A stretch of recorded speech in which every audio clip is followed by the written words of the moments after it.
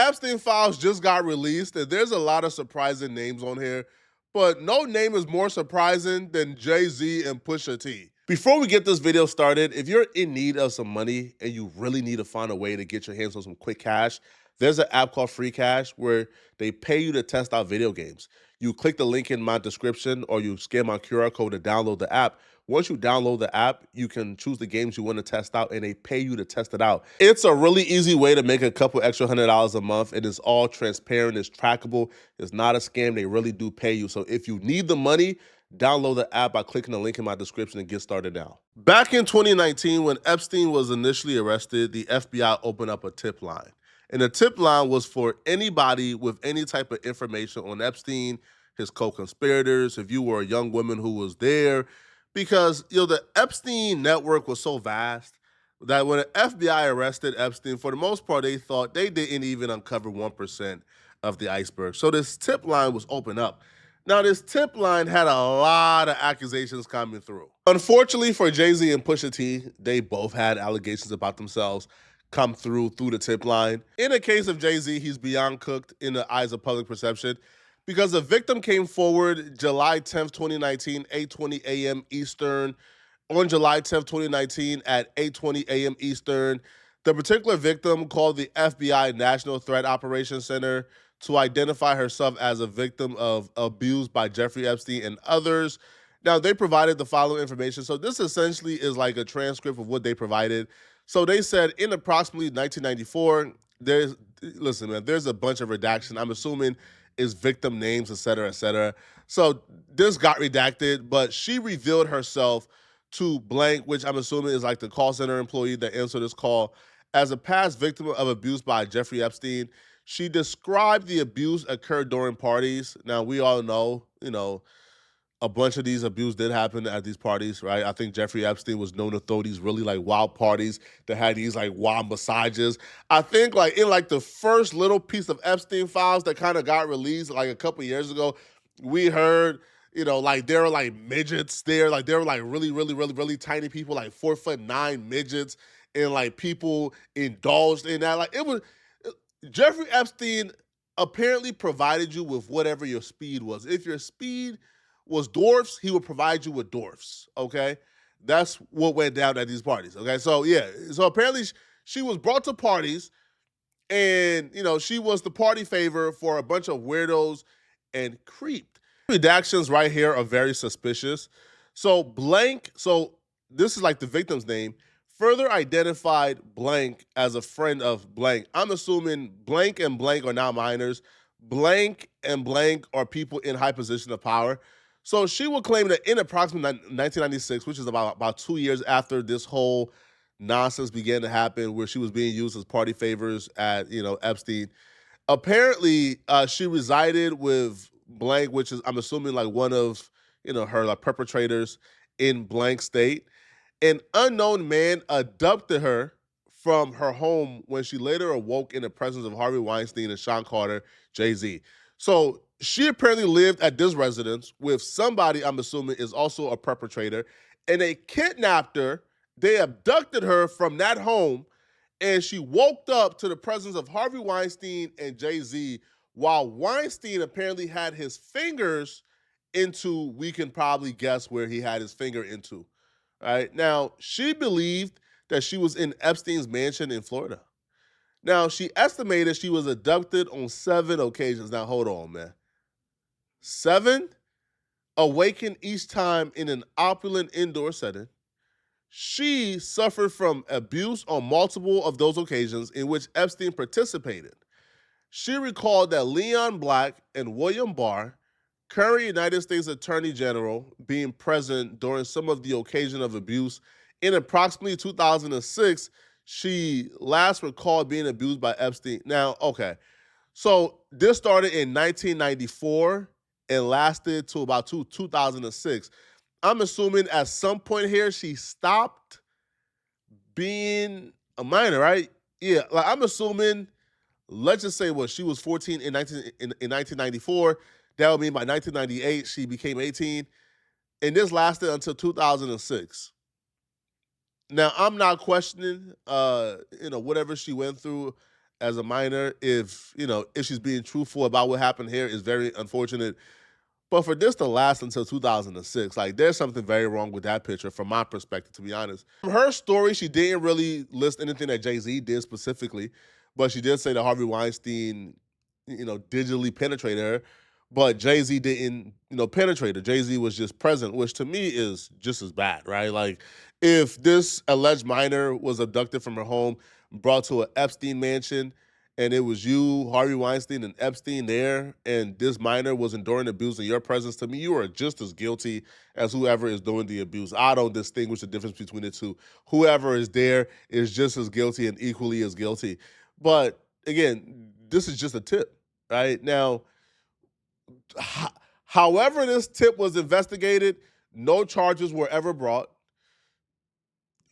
Right, like as far as I know, Jay-Z was never brought for a subpoena, a deposition, nothing.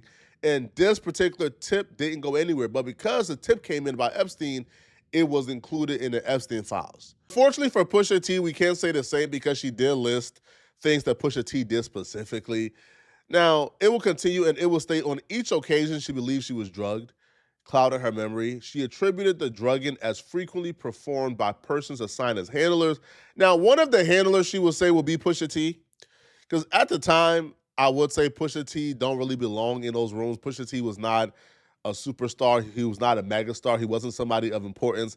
So if somebody like Pusha T was in those rooms, Pusha T would probably be the handler, right? The dough boy, the do boy, right? The store runner, right? Because Pusha T wasn't no megastar. Jay-Z, I can understand Jay-Z being in rooms with Epstein and Harvey Weinstein. Pusha T don't really fit in those rooms at all, bruh. That's like you seen Poetic Flacco in a room with Elon Musk and Jeff Bezos. You will say, what is this dirtball doing in this room? I'm probably the handler in that regard. Okay, so this story makes sense, to be honest. Again, I'm not saying Pusha is guilty of anything. I'm just saying Pusha role being in that room makes sense. Okay, now it will continue, and she will say, among her handlers, she identified the artist Pusha T. In approximately 2007, she attended a party following invitation from an unknown man who approached her as she walked down the street. Weinstein and Pusha T also attended the party and drugged her before engaging in abuse. So now Pusha T went from being just a handler to now Pusha T was also engaging in the abuse. Now, she claimed to have additional information of other persons involved in the enterprise and information related to the racketeering conducted in support of the trafficking. She further believed she was under surveillance and stalked at the direction of the people involved in the abuse. She confirmed she was not diagnosed with any mental illness. She refused to provide her physical address, advising that she maintained no permanent address. Rather, she moved between staying at different hotels. So this was somebody who was homeless, which I don't know if that gives more credibility or takes it away. I'm not about to, like diminish the abuse just because of somebody right now probably in a position that's unfavorable, right? A lot of people see a homeless woman making these allegations and they'll probably say, crazy. I don't know, man. Now, what I would say, man, is Kanye West have been telling us for years that one of these dudes was on Epstein Island, that one of these dudes were involved with Epstein, but we just ain't been paying attention. This song wasn't dropped too long ago, right? On World War III version 2, Kanye West says, know some ninjas that went to that island. Why the F would you go to that island? Now, Kanye West, has been around Pusha, has been around Jay-Z. They've been feuding for a little while now. One could probably only imagine that if he were to be talking about some dudes, he'll probably be talking about Pusha or Jay-Z, man. Listen, man, I'm just a messenger here, bruh. Hey, Rock Nation, all right, don't hurt me, bruh, all right? I'm just a YouTuber. I'm just reporting what I think could apply here. But we've been calling Kanye crazy for a while now, man. But the one thing we know is we didn't see allegations involving Kanye's name, man. Ain't that crazy? The one person we call crazy, we call a lunatic, we call bipolar, we say he belongs in a mental health institute. Somehow that person is the only person we don't see in these Epstein files. We don't see with nasty allegations towards his name. Now, Jay-Z to me, and here's why I think it's cooked, okay?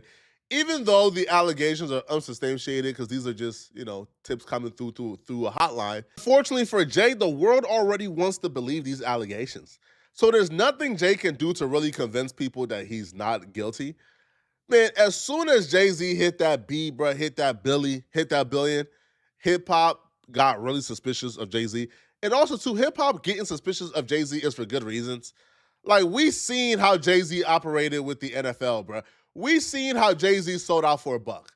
So we've already been very suspicious of Jay-Z. And Rock Nation right now is public enemy number one. And because people want to believe these rumors, they want to, believe this, they want this to be true, there's nothing Jay-Z can do to convince the public it's not. Sorry, bruh. All right.